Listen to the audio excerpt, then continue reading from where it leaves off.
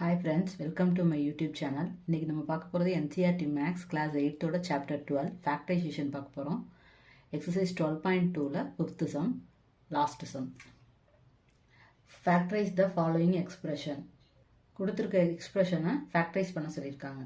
First one, p square plus 6p plus 8. இந்த எக்ஸ்பிரஷனில் 3 terms இருக்குது. இந்த 3 டேர்ம்ஸில் எப்போதுமே நம்ம பார்த்துருக்கோம் ஃபஸ்ட்டு டேர்மும் லாஸ்ட் டேர்மும் பெர்ஃபெக்ட் ஸ்கொயரில் இருக்கும். ஆனால் இந்த எக்ஸ்பிரஷனில் என்ன இருக்குது, ஃபஸ்ட்டு டேர்ம் மட்டும்தான் ஸ்கொயரில் இருக்குது, லாஸ்ட் டேர்ம் ஸ்கொயரில் இல்லை. அப்போ ஸ்கொயரில் இல்லாத சமயத்தில் நம்ம என்ன பண்ணுவோம் அப்படின்னா, நடுவில் இருக்க இந்த டேர்மை ஸ்ப்ளிட் பண்ணுவோம். எப்படி அப்படின்னா, இந்த லாஸ்ட் டேர்ம் இருக்கு இல்லையா, இந்த லாஸ்ட் டேர்மை எடுத்துக்கிறோம் 8. இப்போ இந்த 8ஐ பிரிக்கிறோம். எப்படி பிரிக்கணும்னா, அடிஷன் பண்ணும்போது நமக்கு 2 நம்பர் அடிஷன் பண்ணும்போது நமக்கு மிடில் டேர்ம் கிடைக்கணும், 6p கிடைக்கணும். மல்டிப்ளை பண்ணும்போது நமக்கு லாஸ்ட் டேர்ம் கிடைக்கணும் 8. 4 2s are 8. 4 plus 2 6 வரும். இப்போ 4 plus 2 6 வரும். 4 2s are 8 வரும். அப்போ ரெண்டுமே ப்ளஸில் தான் இருக்குது, எந்த சேஞ்சுமே இல்லை. இங்கே ஒரு பி சேர்த்துக்கிறோம், இங்கே ஒரு பி சேர்த்துக்கிறோம். இப்போ நமக்கு மிடில் டேர்மும் கிடச்சிருச்சு, லாஸ்ட் டேர்மும் கிடச்சிருச்சு. அப்போ இதை எப்படி எழுதலாம், பி ஸ்கொயர் ப்ளஸ் இந்த மிடில் டேர்மை மட்டும் சேஞ்ச் பண்ணுறோம். எப்படி 4p ப்ளஸ் 2p, இதை மட்டும் ஸ்ப்ளிட் பண்ணி எழுதியிருக்கோம். ப்ளஸ் இந்த 8 எந்த சேஞ்சுமே கிடையாது, அப்படியே எழுதிடுறோம். இப்போ பார்க்குறோம் நமக்கு 4 டேர்ம் கிடச்சிருச்சு இந்த எக்ஸ்பிரஷனில். அப்போ என்ன பண்ணலாம், இந்த ஃபஸ்ட்டு 2 டேர்மை குரூப் பண்ணிக்கலாம், லாஸ்ட்டு 2 டேர்மை குரூப் பண்ணிக்கலாம். இந்த 2 டேர்ம்லேயும் என்ன காமனாக இருக்குது, பி காமனாக இருக்குது. பி எடுத்து வெளியில் போட்டுக்கிறோம். அப்போ மிச்சம் என்ன இருக்கும், ஒரு பி இருக்கும். ப்ளஸ் இதில் என்ன இருக்கும், இந்த பி போயிடுச்சுன்னா 4. நெக்ஸ்ட்டு இந்த டேர்ம் பார்க்குறோம். இந்த டேர்மில் என்ன காமனாக இருக்குது, ரெண்டுலேயுமே 2 காமனாக இருக்குது. இங்கே 2 வரும், இங்கே 4 2s are 8 வரும். அப்போ இதில் ஒரு 2 எடுத்துக்கிறோம். உள்ளே என்ன இருக்கும், மிச்சம் இந்த 2 போயிடுச்சு, மிச்சம் பி ப்ளஸ் இங்கே 2 4s are 8ன்னு சொன்னோம். 2 வெளியில் வந்துருச்சு, மிச்சம் என்ன இருக்குங்க 4. உள்ள டேர்மை பார்க்குறோம். 4p + 4, ரெண்டுலேயும் ஒரே டேர்ம் இருக்கிறதுனால p + 4 ஃபஸ்ட்டு எழுதிக்கிறோம். மிச்சம் என்ன இருக்குது, p + 2. இதான் இதோட answer. Second sum, q square minus 10q + 21.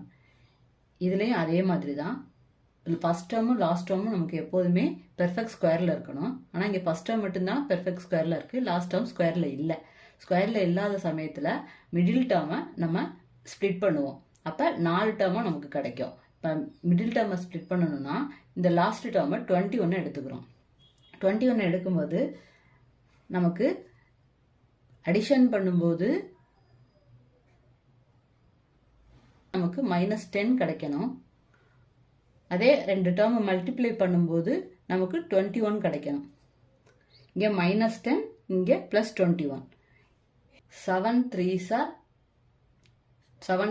21. S, 7ஐயும் 3ஐயும் plus பண்ணால் 10 கிடச்சிரும். 7ஐயும் 3ஐயும் மல்டிப்ளை பண்ணால் 21 கிடச்சிரும். ஆனால் இங்கே எந்த சைனும் சேஞ்ச் ஆகக்கூடாது. அப்போ ரெண்டுலேயுமே நமக்கு என்ன சைன் போடணும், நெகட்டிவ் சைன் போடணும். நெகட்டிவ் சைன் போட்டால் இங்கே -10 கிடச்சிரும். இங்கே நெகட்டிவ் போட்டோம்னா -7 × -3 + 21. அப்போ 7q 3q.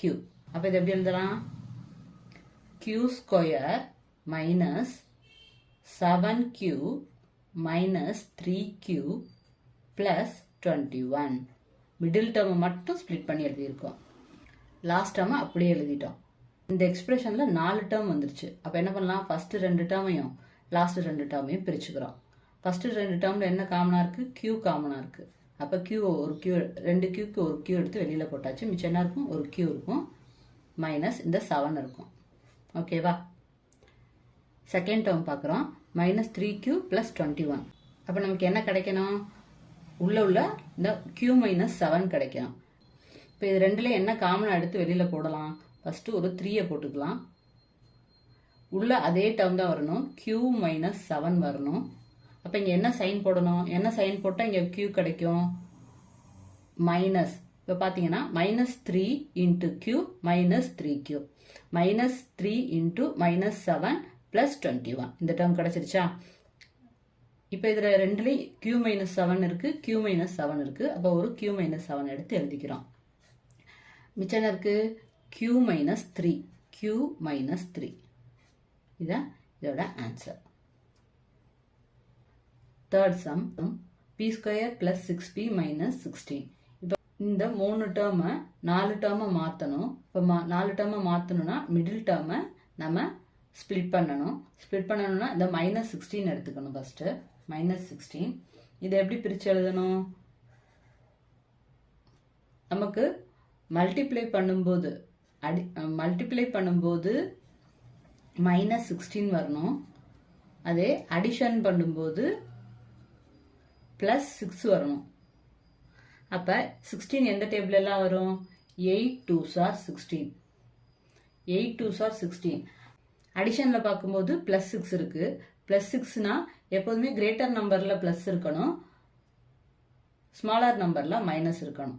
இப்போ பாருங்க, +8 இன்ட்டு -2 -16 +8 -2 கிரேட்டர் நம்பர் சைன் போட்டு +6. இப்போ நமக்கு இது கிடச்சிருச்சு. அப்போ இங்கே என்ன போட்டுக்கலாம்? இங்கே ஒரு p சேர்த்துக்கலாம், இங்கே ஒரு p சேர்த்துக்கலாம். அப்போ இதை எப்படி பிரித்து எழுதலாம்? p² + 8p - 2p - 16.